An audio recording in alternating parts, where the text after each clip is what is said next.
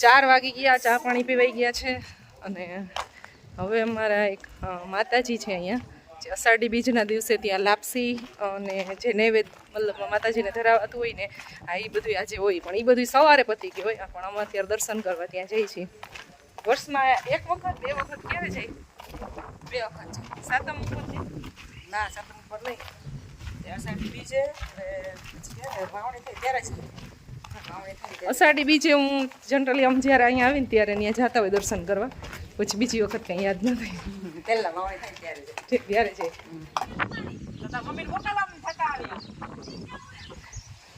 આજે વાદળછાયું વાતાવરણ છે ને, તો આવો કંઈક નજારો છે. તડકો બિલકુલ છે નહીં, મસ્ત મજાનું વાતાવરણ છે આજે. વરસાદ નથી અને બહાર ઘૂમવું ગમે તેવું છે ને. આ તો નદીની અંદર માતાજી બેઠા છે, ત્યાં દર્શન કરવા માટે જાય છે. અહીંયા પેલા પુલ નહોતો, આટલું નીચું હતું, એટલે ગમે ત્યારે છે ને નદી આવી જાય ને એટલે બધાને આમ ઓલી બાજુ એને એ બાજુ રહેવાનું, આ બાજુ ને આ બાજુ રહેવાનું. તો આ પુલ બની ગયા વર્ષે અને અહીંયા નદી છે અને સામે છે માતાજીનું મંદિર. અહીંયા જવાનું છે. હા, ખોડિયારમાંનો ગુનો ઈ વાડીએ. અહીંયા તો ખાલી વર્ષમાં 1 જ વખત ને. ઠીક, ઈ ઓલા માતાજી આપણે વાડી પાસે છે ને.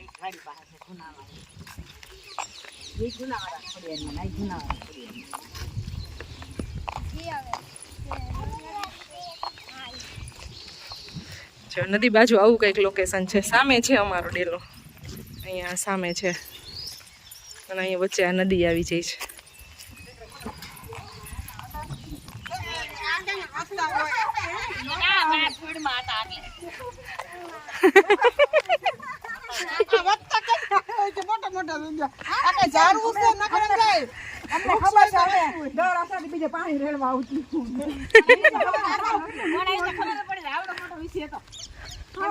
નીચે જોઈને આલવું જોઈએ. આ ગુમડું થયું હોય ને તો આને પાન બારીને અને રાખ કરીને સોપડીને તો મટી જાય. શું કહેવાય આને? વિકરો. વિકરો. આને વિકરો કહેવાય. અને ગુમડું થયું હોય ને ગમે તે રાખીને લઈ જાય. સૂકા પાંદડે હાલે. સુકાઈ જાય એટલે બારીને રાખ કરીને અને ભૂસવાનું.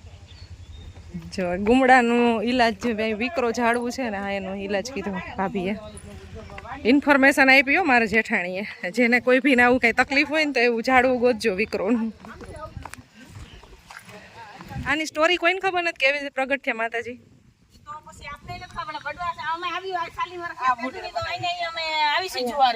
ત્યારના કરો છો પૂજા. બધા દેવને નવરાવે, ધજા ચડાવે, એમને આવશે ધજા નવી ચડાવવા. બધે ધજા ઈ ચડાવશે. ધજા નાગેલ ચડે ને પીઠડવાની ચડશે ને પછી રામ ની ને પછી અહીંયા આપણી વાડીએ ખૂણે આવડમાની બધે છે ધજા ચડાવવા. તો અહીંયા છે અમારે માતાજી, ખોડિયાર માતાજી. અને કેવી રીતે પ્રગટ થયા એ તો સ્ટોરી કોઈને નથી ખબર, કારણ કે અમારા હા પ્રથા બધી આમનામ છે એટલે હજી નિભાવે જ બધા. વર્ષમાં 1 વખત આવી છે પગે લાગો. મને અહીંયા ખોડિયારમાંનો ગુનો છે. અહીં કેટલું ઊંડું હોય છે? એટલું બધું છે?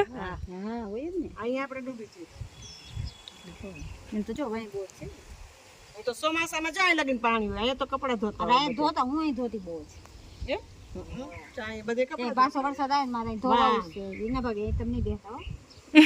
બુકિંગ અત્યારથી બુકિંગ કરાવી નાખ્યું એમ.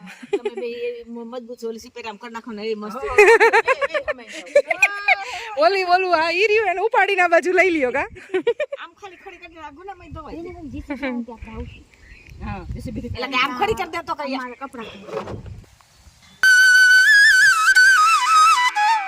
મૂર્તિ ઉસકાવીને તો ટેપા બેઠો. હા એની જ. હા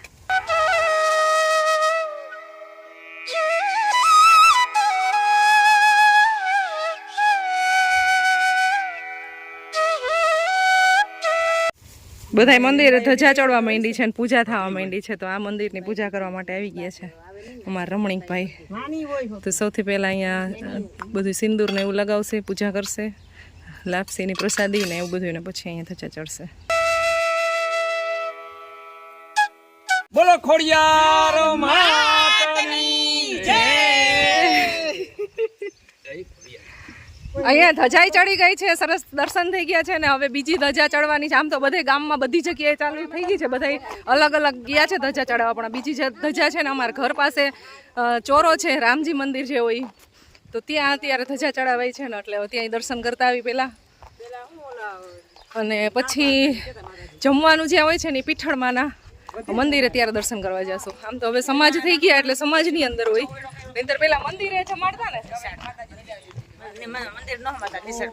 ઈ બધી કઈક અલગ જ મજા હતી ત્યારની. મેં ક્યારે ઈ ફીલ નથી કર્યું, ક્યારે હું એવી રીતે નથી જમી, પણ પિયુષ ઘણી વખત એની પાસે સાંભળવા મળે કહેતા હોય કે નીચે બેસાડીને ઘરેથી થાળીને વાટકો ને બધું લઈને જતા ને ઈ કઈક મજા જ અલગ હતી જમવાની. છાસ ને બધું સાથે લઈને જતા, ઈ બહુ મજા આવતી. થેલીમાં પકડીને વાટકો ને ચમચી ને ત્યાં જઈને પછી પટમાં બેહીને જમી.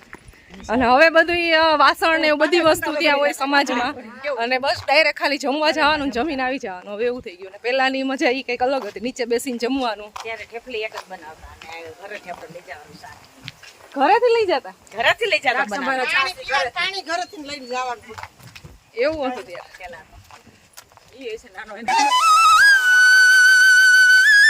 જો અહીંયા ધજા ચડી ગઈ છે હવે બીજી રામજી મંદિરે. બોલો શ્રી રામચંદ્ર ભગવાન કી જય. બોલો શ્રી કૃષ્ણ કનૈયા લાલ કી જય. ના ના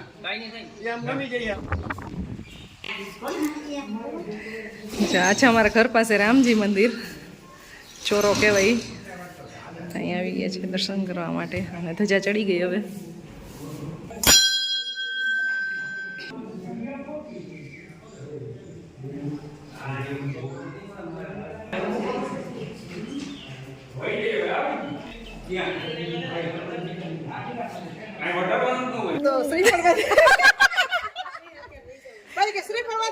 કોઈ નહીં શ્રીફળ આપણે પડ્યું તો હું લાગે ને લાલા કાકા ક્યાં છોકરા આવ્યા કે એટલે પેલા જયારે મેરેજ થતા ત્યારે શ્રીફળ લેવા આવતા,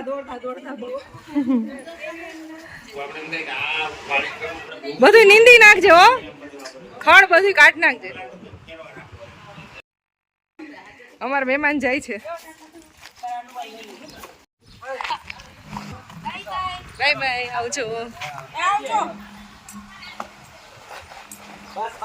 બેન ને જાય છે, 5 જ વાગ્યા છે અને અત્યારમાં પ્રસાદી લેવા જાય છે.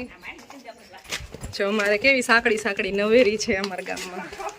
ડાયરેક્ટ બસ સ્ટેન્ડમાં જવું હોય ને, બસ સ્ટેન્ડ નો કહેવાય, શું કહેવાય એમનો ચોરો કા, એટલે અહીંયાથી નીકળાય આવી હાકડી હાકડી શેરીમાંથી.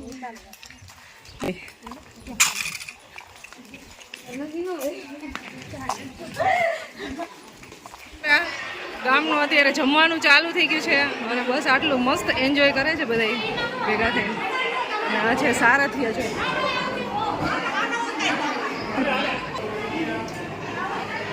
કેટલા વાગ્યાના બધા કામ કરો છો? 3-4 વાગ્યાના. કાલના આમ તો કામે લઈ ગયા બધા.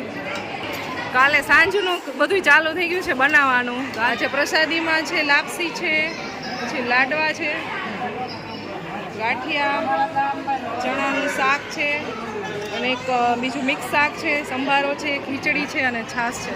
બસ આવું કંઈક પ્રસાદીમાં હોય છે. તો આજે ઘણા બધાના ગામમાં આવી રીતે અષાઢી બીજની પ્રસાદીનું આયોજન કરેલું હશે. અમારા ગામમાં આવું કંઈક હોય છે.